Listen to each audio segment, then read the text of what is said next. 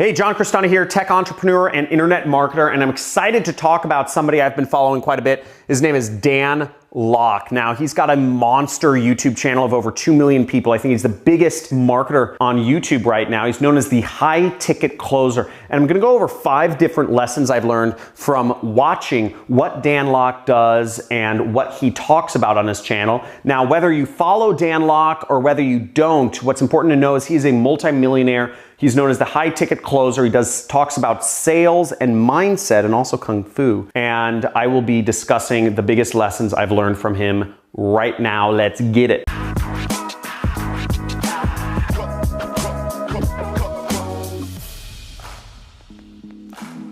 Johncrestani here, and I'm going to be talking about the 5 biggest lessons I've learned from Dan Lok. Now, if you follow him, let me know down below in the comments. If you follow him, if you have no idea who he is, let me know in the comments as well. But let's get straight into the first lesson of 5 that I've learned from Dan Lok. So first off, adversity is an advantage. Now, what does saying adversity is an advantage mean? Well, it means if you grew up poor, you have kids running around a house and you can't focus, you have medical conditions, you have family members with medical conditions, you have poor internet access, let that be fuel to create success for yourself. If you have it easy in life, I grew up privileged, I grew up around a lot of successful people. They have no fuel and they're not successful. Most of them are not successful. They're never going to be successful because they never had any reason to persevere. They never had any adversity. They never had obstacles to work through. Working through obstacles is what makes us. Oprah Winfrey grew up poor and got raped as a child, and she was able to go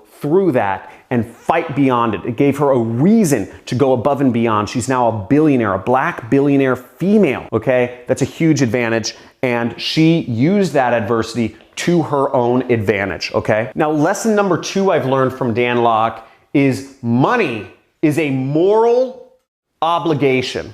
Why is money a moral obligation? Now, the reason money is a moral obligation is because you have an obligation to take care of your family. You have an obligation to take care of your friends. You have an obligation to provide for those around you. And if you can make money, if you know how to make money, you have a moral obligation to yourself, your friends, and your family members to make it. This is a moral obligation. Money is what fuels our lives. Unless you farm your own food, and you're probably not watching this channel.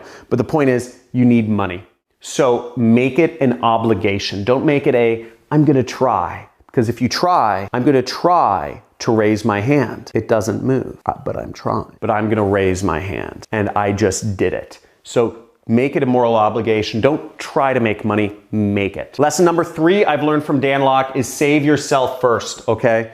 Now, you may have great intentions. You may want to help the world. You may want to change global warming. You may want to help the rainforest. You may want to save the whales. You may want to help all these people. But guess what? If you don't make money, if you don't focus on your own finances, if you don't focus on spreading your message out to the world, then you're not going to have as big of an effect as you could on the rainforests or the whales or the whatever is the climate that you want to have. If you become a billionaire, become a millionaire, become a trillionaire, and you will be able to have a greater effect on saving those whales or those oceans or those clouds than anything else that you could do. Become a trillionaire and give all your money away. That's what some of these big billionaires are doing. So save yourself first. And that brings us to our 4th point, which is promotion over creation, okay? Spending your entire life creating a product. I know so many entrepreneurs that focus so much on product creation, on creating the perfect website, on creating the perfect product, on working with Chinese manufacturers to create the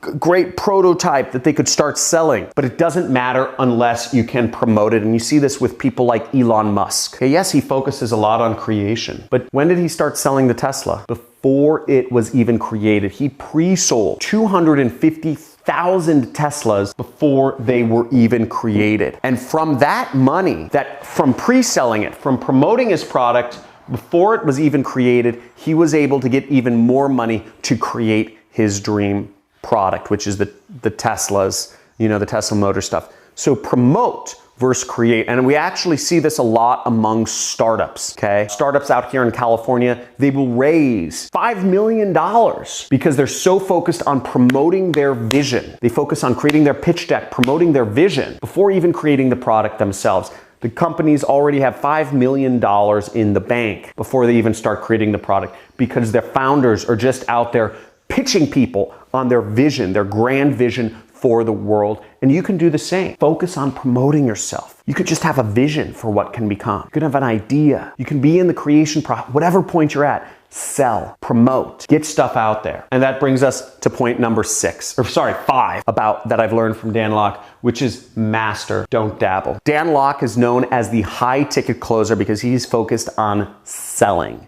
And he's focused on selling big, particularly. He's focused on one thing, selling big. And he's been able to make a lot of money doing so. He's focused on one promotional channel only, YouTube. He's not focused on being big on Facebook. He's not focused on being big on Snapchat, Instagram, TikTok, etc. Just YouTube and just selling big. He's become a master at those two things, and it earns his company tens of millions of dollars a year. One way to reach people, YouTube. One way to sell, big. Master, don't dabble. If you try 5 things, you'll fail at all 5. Whereas if you try one thing, you will become a winner. So I hope you took something away from this lesson, or the 5 lessons I've learned about Dan Lok. Let me know what your favorite point that I made in this video was. Also, if you want to subscribe to Dan Lok's channel, I'll link to him somewhere around my head. Also, if you are not already subscribed to my channel, I talk about marketing, in particular internet marketing and starting your own home-based business every single day, every single month of the year on this channel. So make sure to subscribe, hit all notifications, smash the like button, and ask any questions in the comments. Talk to you soon.